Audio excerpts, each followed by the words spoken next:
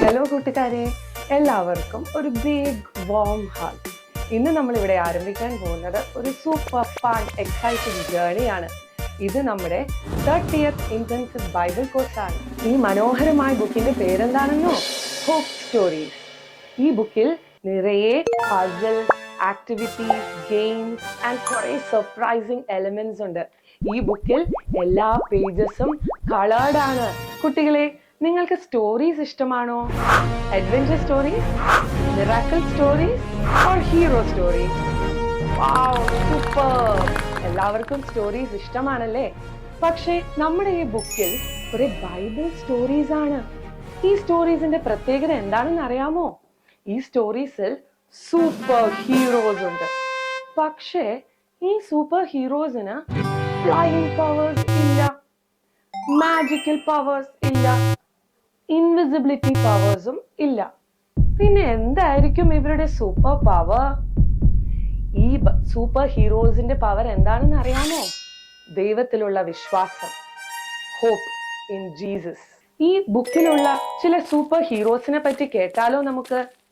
ആദ്യം നോഹ അപ്പൂപ്പനെ പറ്റി നമുക്ക് നോക്കാം. നോഹ അപ്പൂപ്പൻ ഉണ്ടായിരുന്ന സമയത്ത് ഒരു വലിയ ഫ്ലഡ് വന്നു. എല്ലാം വെള്ളത്തിൽ നിന്ന് പോയി. പക്ഷെ നോഹ അപ്പൂപ്പൻ പ്രാർത്ഥിച്ചു, വിശ്വസിച്ചു. ദൈവം പറഞ്ഞു ബിൽഡ് ആൻ ആർക്ക്. നോഹ അത് അനുസരിച്ചു, ഒബേ ചെയ്തു. ദൈവം എന്ത് ചെയ്തു? നോഹയെ രക്ഷിച്ചു. മോശയുടെ സമയത്ത് എല്ലാ ജനങ്ങളും സ്ലേവറിയിലായിരുന്നു. അവർ വളരെയധികം സങ്കടപ്പെട്ടു. അവർ പ്രാർത്ഥിച്ചു ദൈവത്തോട്. ദൈവം അവരുടെ പ്രാർത്ഥന കേട്ട് ഒരു ലീഡറെ അയച്ചു.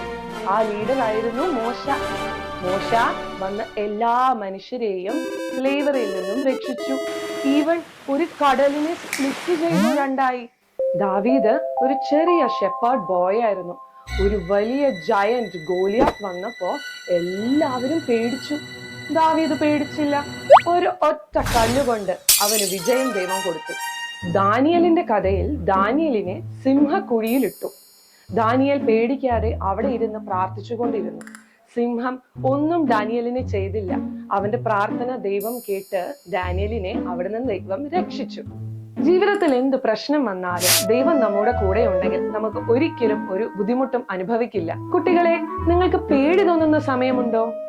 ഇരുട്ടിനെ പേടി, എക്സാം ഫിയർ, ഒറ്റയ്ക്കിരിക്കാൻ ഭയം, ഈശോയെ എന്നെ സഹായിക്കണേ എന്ന് നിങ്ങൾ ഒരു വാക്ക് പറഞ്ഞാൽ ഓടി വന്ന് സഹായിക്കാൻ റെഡി ആയിട്ടിരിക്കുകയാണ് നമ്മുടെ ഈശോ.